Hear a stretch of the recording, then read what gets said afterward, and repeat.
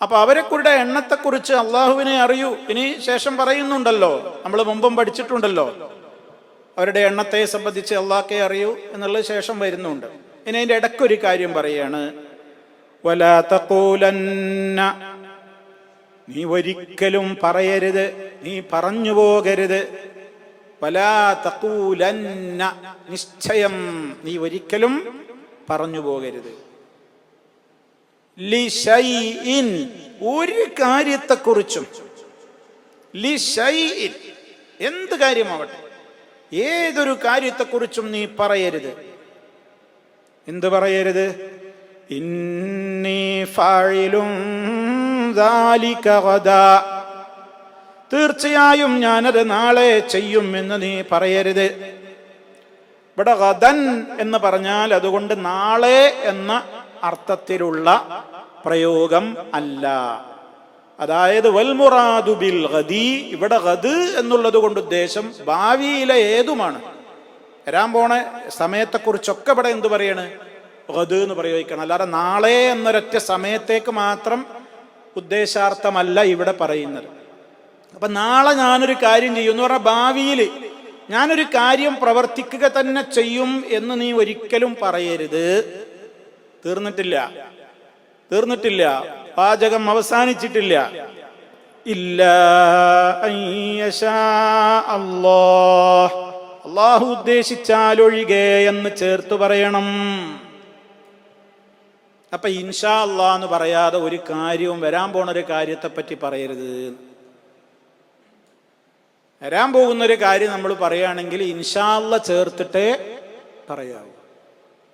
കാരണം നല്ല ഉറപ്പുള്ള സംഗതി തന്നെയാണെങ്കിലും ഇപ്പൊ നാളെ ഞാൻ വരാം എന്ന് ഞാനോട് ഉറപ്പിച്ച് പറയണം. അതിപ്പോ എന്താ ഇൻഷാ അല്ലാഹ് പറയുള്ളത് എന്നൊന്നും നമ്മൾ വിചാരിക്കരുത്. നാളെ ഞാൻ വരാം, ഇന്ന കാര്യം ചെയ്യാന്ന് ഞാനാണ് എങ്ങനെ ഉറപ്പിക്കല്? ഒന്നാമത്തെ ഉറപ്പില്ലായ്മ എന്താണ്? നാളെ ഞാൻ ഉണ്ടോന്നാണ്. നാളെ ഞാൻ ഉണ്ടോന്ന് എൻ്റെ റബ്ബാ തീരുമാനിക്കേണ്ടി. ഇനി നാളെ ഞാൻ ഉണ്ടായി, ഞാൻ ഉദ്ദേശിക്കുന്ന കാര്യം ചെയ്യാൻ എനിക്ക് പറ്റുമോ എന്ന് അല്ലല്ലേ തീരുമാനിക്കേണ്ടത്. നാളെ ഉണ്ടായിട്ട് എന്താ കാര്യം? ഉണ്ടെങ്കിൽ തന്നെ എനിക്കത് ചെയ്യാൻ പറ്റുമോ? നീ ചെയ്താൽ തന്നെ അതിൻ്റെ പൂർണ്ണമായ അർത്ഥത്തിൽ അത് നിർവഹിക്കാൻ എന്നെ കൊണ്ട് സാധിക്കുമോ എന്നുള്ളത് എൻ്റെ തീരുമാനമാണോ? ആരുടെ തീരുമാനം? ഇങ്ങനെ എല്ലാ നിലക്കും നമുക്ക് നമ്മുടെ ഭാവിയെക്കുറിച്ച് ഒന്നും അറിയില്ല. അൽ ഗദു ബിയദില്ലാഹ്, ഭാവി അള്ളാന്റെ കയ്യിലാണ്. കഴിഞ്ഞ സെക്കൻഡുകളൊക്കെ നമുക്ക് പലതും ഓർമ്മ ഉണ്ടാവും. നമ്മളെ ജീവിതത്തിൽ ഇന്നലെ കഴിഞ്ഞത്, അപ്പൊ ഈ സെക്കൻഡ് വരെ നടന്നതൊക്കെ നമുക്ക് അങ്ങനെ ഓർമ്മ ഉണ്ട്.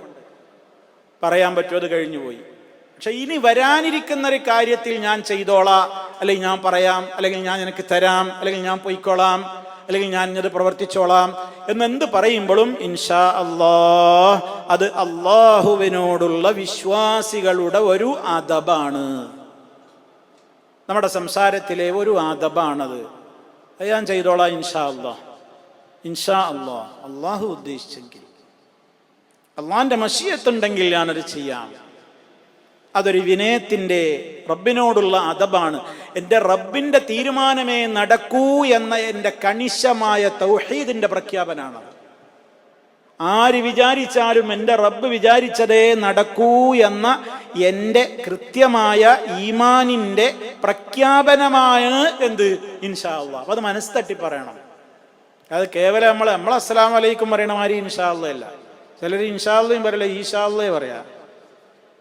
ഇൻഷാ അല്ലാഹ് എന്ന് എഴുതുമ്പോൾ പോലും നമ്മൾ ശ്രദ്ധിക്കണം. ഇപ്പൊ ഈ വാട്സപ്പിലൊക്കെ കാലത്ത് ഇൻഷാ അല്ലാഹ് ഒക്കെ സ്റ്റിക്കർ ഇഷ്ടം പോലെ ഉണ്ടായതുകൊണ്ട് തെറ്റൊന്നുമില്ല, ആണ്ട് ഷെയർ ചെയ്താൽ മതി. എന്നാൽ നമ്മൾ പഠിക്കണം. ടൈപ്പ് ചെയ്യുമ്പോഴും നമ്മൾ എഴുതുമ്പോഴൊക്കെ ഇൻഷാ അല്ലാഹ് എന്നുള്ളിടത്ത് ധാരാളം ആളുകൾ വരുത്തി വെക്കുന്ന ഒരു തെറ്റുണ്ട്. നൂനും ഷീനും ചേർത്തെഴുതും. ഇൻഷാ അല്ലാഹില് നൂനും ഷീനും കൂടി നൂനോട് കൂട്ടിയിട്ട് എന്ത് എഴുതും? ഷാ എന്നെഴുതും. അത് തെറ്റാണ്. അർത്ഥം തന്നെ മാറിപ്പോകും. അതുകൊണ്ട് ഇൻ ഷാ, നൂനോട് ഷാ ചേർക്കരുത്. അങ്ങനെയാണ് എഴുതി പഠിക്കേണ്ടത്. ഒരുപാട് ആളുകൾ വാട്സപ്പുകളിലൊക്കെ ഇൻഷാ അല്ലാഹ് എഴുതുമ്പോൾ അങ്ങനെയാണ് വരാറുള്ളത്. അതുകൊണ്ട് അതെല്ലാവരും ശ്രദ്ധിക്കണം. അത് കൂട്ടി എഴുതാൻ പാടില്ല. ഇൻഷാ അല്ലാഹ് എന്ന് പറഞ്ഞാൽ അത് പിന്നെ അള്ളാഹിന്റെ നിർമ്മാണം എന്നൊക്കെ ആവും, അല്ലെങ്കിൽ അങ്ങനെ പല അർത്ഥങ്ങളൊക്കെയാണ് അതിന് മാറിപ്പോവുക. അല്ലെങ്കിൽ അള്ളാഹിനെ ഉണ്ടാക്കൽ എന്നൊക്കെ വരും. അപ്പോൾ അത് വളരെ ഗൗരവമാണ്. അപ്പോൾ അത് എഴുത്തിലും ഉണ്ട് പല കാര്യങ്ങളും നമ്മൾ മനസ്സിലാക്കാൻ. അപ്പോൾ പറയണം ഇൻഷാ അല്ലാഹ്. ഇൻഷാ അല്ലാഹ് എന്ന് പറയണം. അത് നമ്മുടെ ഒരു അദബാണ്. റസൂലുള്ളാഹിനോട് പറയണേ, വലാ തഖൂലന്ന ലിശൈഇൻ, ഒരു കാര്യത്തെക്കുറിച്ചും താങ്കൾ പറഞ്ഞു പോകരുത്, ഇന്നി ഫാഇലുൻ ദാലിക, ഞാൻ അപ്രകാരം തീർച്ചയായും പ്രവർത്തിക്കും, ഗദൻ, നാളെ, ഇല്ലാ അയ്യശാ അല്ലാഹ്, അല്ലാഹു ഉദ്ദേശിച്ചാൽ ഒഴികെ എന്ന് പറയാതെ ഒരു കാര്യവും നീ എന്ത് ചെയ്യരുത്, പറയരുത്. ഇത് നബി സല്ലല്ലാഹു അലൈഹി വസല്ലമിന്റെ ജീവിതത്തിൽ ഈ വിഷയകമായിട്ട് അങ്ങനെ സംഭവം ഉണ്ടായി നിരുസംബദ്ധമായിട്ട് ആയത്ത് വിശദീകരിക്കുന്ന മുഫസ്സിരീങ്ങളൊക്കെ പറയുന്നുണ്ട്. ഇപ്പൊ നബി സല്ലല്ലാഹു അലൈഹി വസല്ലമിനോട് അൽ കഹ്ഫുകാരെ കുറിച്ച് ചോദിച്ചപ്പോ നബി സല്ലല്ലാഹു അലൈഹി വസല്ലം എന്ത് പറഞ്ഞു? ഞാൻ നാളെ പറയാന്ന് പറഞ്ഞു. ഇവർ ചോദിച്ചു, ഞാൻ പറഞ്ഞില്ലേ ഈ 3 ചോദ്യം ചോദിക്കണമെന്ന്, അത് നാളെ പറയാന്ന് പറഞ്ഞു. ഇൻഷാ അല്ലാഹ് പറഞ്ഞില്ല. അത് കാരണം നബി സല്ലല്ലാഹു അലൈഹി വസല്ലമിന് വഹി വരാൻ വൈകി. പിറ്റേന്ന് വഹി വന്നില്ല. കാരണം ഇന്നലെ പറഞ്ഞു ഞാൻ നാളെ പറയാം, ഇൻഷാ അല്ലാഹ് പറഞ്ഞില്ല.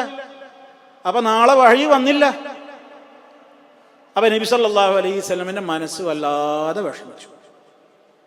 അപ്പൊ അതിന് കാരണം പറഞ്ഞു കൊടുത്തതാണ്, വലാ തഖൂലന്ന ലിശൈഇൻ ഇന്നി ഫാഇലുൻ ദാലിക ഗദൻ ഇല്ലാ അൻ യശാ അല്ലാഹ്.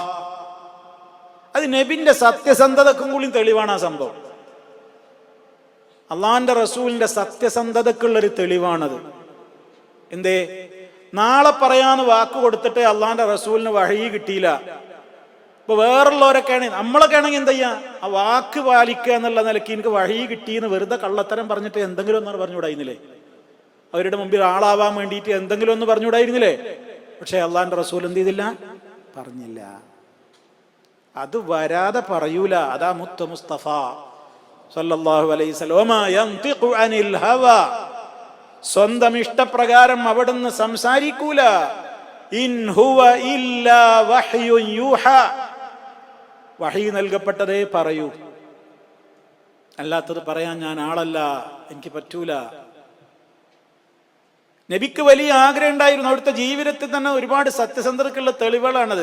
നബിക്ക് വല്ലാത്ത മോഹം ഉണ്ടായിരുന്നു കഅബയിലേക്ക് തിരിഞ്ഞ് നിസ്കരിക്കണം എന്ന്. കാരണം ബൈത്തുൽ മുഖദ്ദസിൽക്കായിരുന്നു 16-17 മാസം മദീനത്ത് പോയിട്ടു അള്ളാഹിന്റെ റസൂൽ തിരിഞ്ഞ് നിസ്കരിച്ചിരുന്നത്.